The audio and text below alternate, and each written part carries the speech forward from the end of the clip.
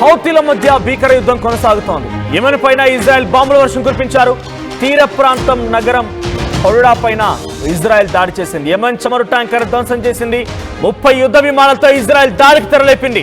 Tell అవీవ్లోని international airport పైన హౌతీల missile దాడికి ప్రతీకారంగా Israel attack చేసింది.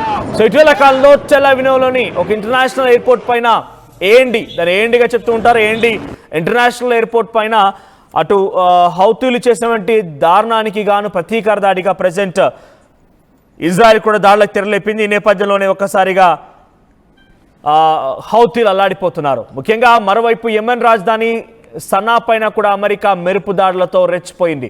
సో ఒకవైపు నుంచి అమెరికా, మరోవైపు నుంచి ఇజ్రాయెల్, ఇరువైపుల నుంచి కూడా హౌతీలకి చుక్కలు చూపించారని చెప్పొచ్చు. ఎందుకంటే మనం ఇక్కడ హౌతీల గురించి ఎందుకు మాట్లాడాల్సి వస్తుంది, హౌతీలకు చుక్కలు అనే పదం ఎందుకు మాట్లాడుతున్నానంటే ఇదే హౌతీలు పాకిస్తాన్కి వెళ్ళి సపోర్ట్ చేశారు. పాకిస్తాన్ దగ్గర ఈ పహల్గామ్ దాడి ఘటన కంటే ఒక వారం రోజుల ముందు అక్కడ ర్యాలీలు చేశారు.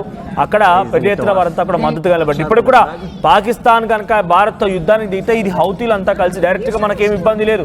డైరెక్ట్గా హౌతీలకు మనకు అసలు భారత్కి ఎటువంటి భిన్నాభిప్రాయాలుగా ఎటువంటి విభేదాలు లేవు. కానీ అమెరికా మనకు సపోర్ట్ చేస్తోంది కాబట్టి హౌతీలకు మనం శత్రువుగా మారాం. ఇజ్రాయిల్ మనకు సపోర్ట్ చేస్తోంది కాబట్టి హౌతీలకు శత్రువులుగా మారాం. సో ఈ నేపథ్యంలో పాకిస్తాన్ వైపు నుంచి కూడా పాకిస్తాన్లోకి ఎంట్రీ ఇచ్చి పాకిస్తాన్లో వారితో కలిసి ఇక్కడ హౌతీలు కూడా ఒక టెర్రర్ గ్రూప్ అని చెప్పొచ్చు. హౌతీలు కూడా ఒక టెర్రర్ గ్రూపే. హౌతీలు కూడా ఒక రకంగా టెర్రరిజాన్ని పెంచి పోషిస్తున్నటువంటి వ్యక్తులు అని చెప్పొచ్చు. సో హౌతీలు కూడా భారత్ పైన పాకిస్తాన్తో చేతులు కలిపి వారు కూడా కాలు దూవుతున్నారు. కాబట్టి దుర్మార్గులు కూడా డెఫినెట్గా హతమవ్వాల్సినటువంటి ఒక లక్ష్యం కూడా భారత్ వైపుగా ఉంది. సో